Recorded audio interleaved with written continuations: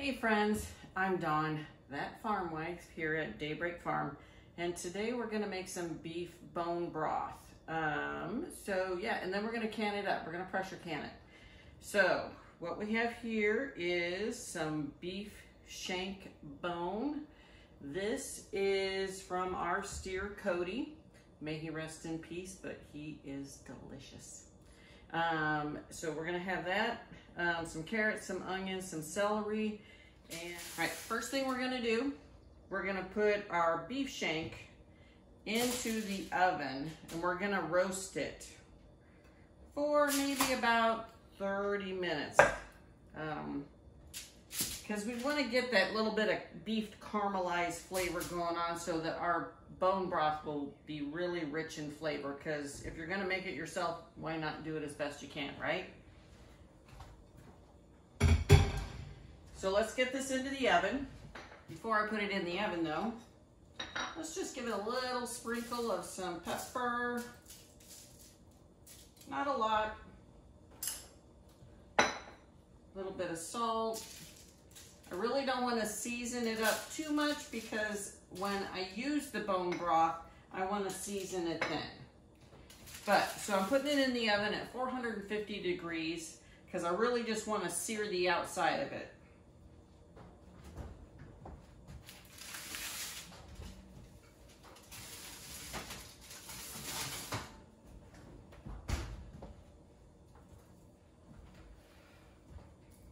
All right, meanwhile, we're gonna get our vegetables ready. And I'm gonna put them into my roaster. I don't know if you can see this on camera. My big old roaster, because that's where we're gonna cook the bone broth for probably about 8 to 12 hours.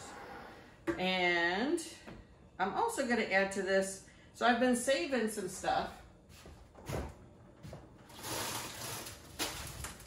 from the freezer. Bam. So every time I have cooked something where I've used onions, peeled carrots, had some celery, I threw it in this freezer bag and it is just gonna go straight into my roaster. Just like that, skins and all. So meanwhile, let me get this stuff ready. I've already washed all of this really well. You don't need to peel the carrots. I might get off some of these roots that have been growing in my refrigerator. But we're just gonna get a little rough chop. Maybe cut off the ends. Get that off of there. I don't even know what that is.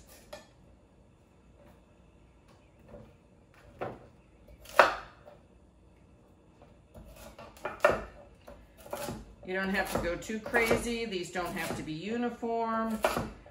I'm just gonna give them a quick cut up, throw them in my roaster, not on the floor.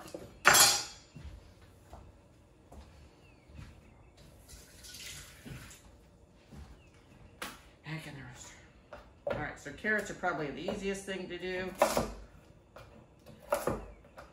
When you chop up carrots, onions, and celery, it's something called mirepoix. Most of the time you chop it up real fine, but for the purpose of this beef bone broth, it is just gonna be some big chunks, because really we're just looking for flavor here. All this will get siphoned out. Now some of these onions were starting to go bad, so let's see what part of this is good.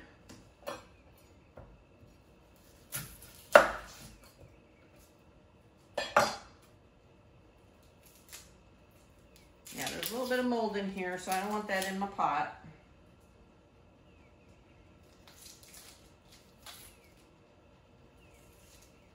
So these skins won't go in there.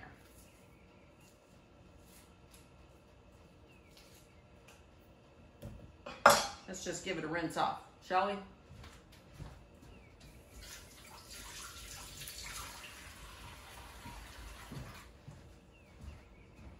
Again, rough, nothing perfect. And we're just gonna continue to chop these things up. I've got a white onion, and I am basically using up kind of some leftovers in the pantry, things that are starting to go bad that you wouldn't. I'm just trying to get them used before they do.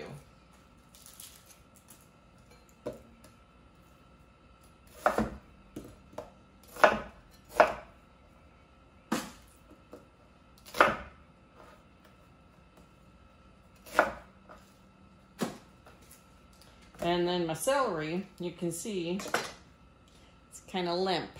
So I'm just gonna, that's why I wanted to use it all up. Every little bit can go in here. I'm gonna take off this root end, put it in my pile. All my scraps over here that I'm tossing to the side are gonna go out to the pigs.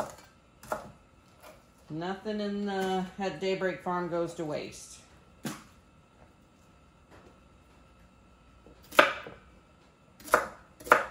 Every little bit of the celery, leaves and all.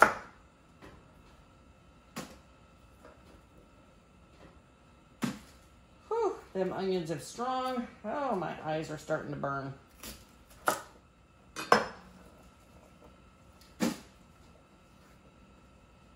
I'm gonna go ahead and start turning this roaster on. Get it warmed up. Like I said, we're gonna be cooking this for about 8 to 12 hours, so might as well start. Like this red onion is gonna give me a nice, deep, dark color. It'll be looking like I'm cooking with wine. And to that fact, I am gonna also put some balsamic vinegar in here to help draw out the marrow from the bones.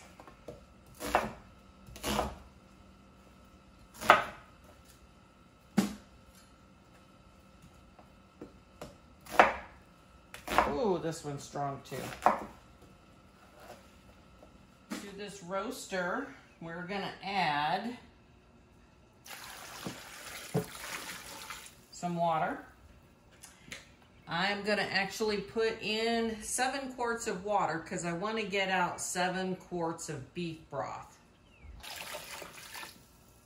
That's 4.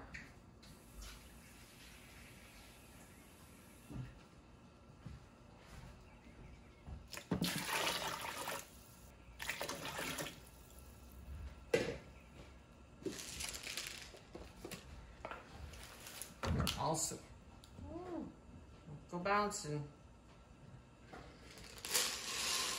Also gonna add in a palmful of peppercorns. Remember, all of these are going to get screened out when it is done.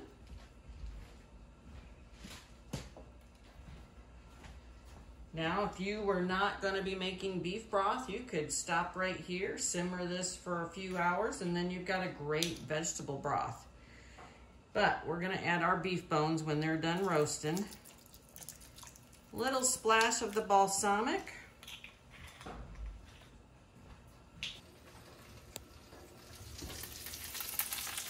Oh, look at that. Nice and golden, sizzling. The fat's starting to come off of it. I think we're about ready to pull that out of there. That looks good and roasted.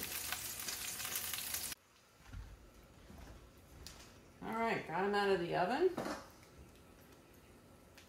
And we're gonna throw them right into the roaster.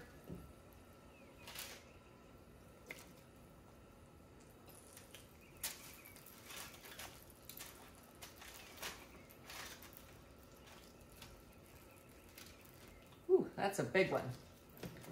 Get that down in there.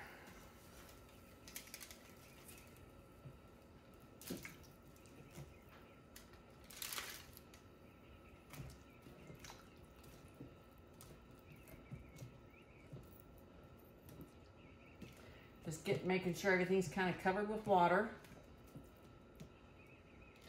All right, so I've got my roaster on 200, but I'm going to turn it up to about 325.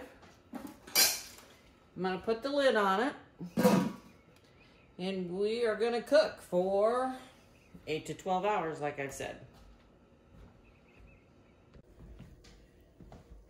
All right, it's about 8 o'clock at night and this has simmered for a good long while. So I'm gonna take out all of the chunks. I'm on my bucket here. Oh, there's some good meat in here though. That might have to come out and go someplace else. Oh, maybe not. I think it's kind of fatty. No. Anyway, so we'll scoop out all of this stuff. The mirepoix, the meat bones, the onions. All right, so I'm gonna scoop everything out and I'm gonna let it sit overnight and turn this off. And that way the fat will rise to the top. It should solidify if it's cool enough in here. If it's not, I'll just use my fat separator and skim it out that way before I can it.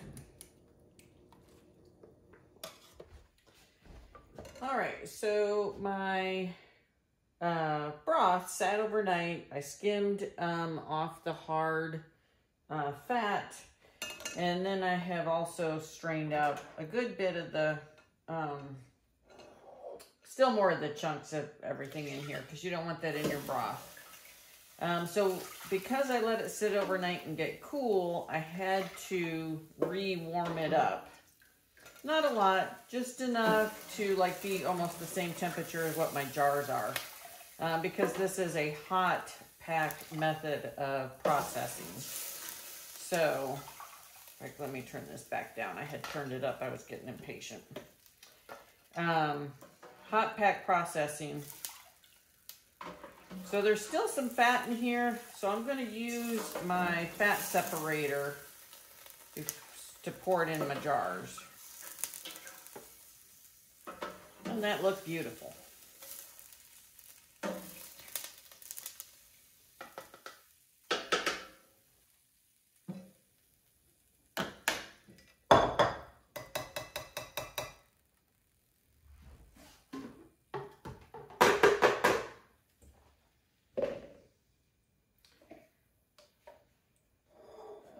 So using the fat separator, I'm going to pour over my pot, so.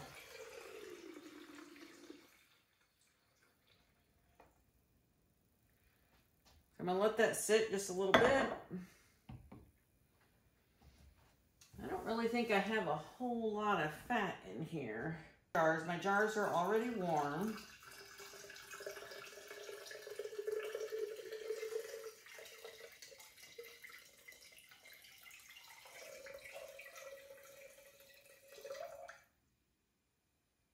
I got a little bit too.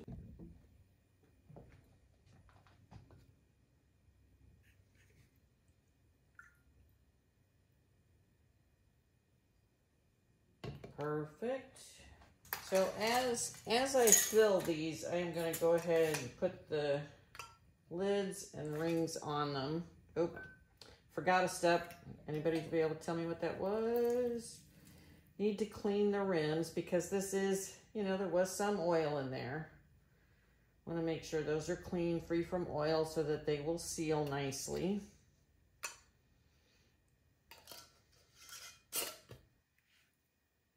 Finger tight.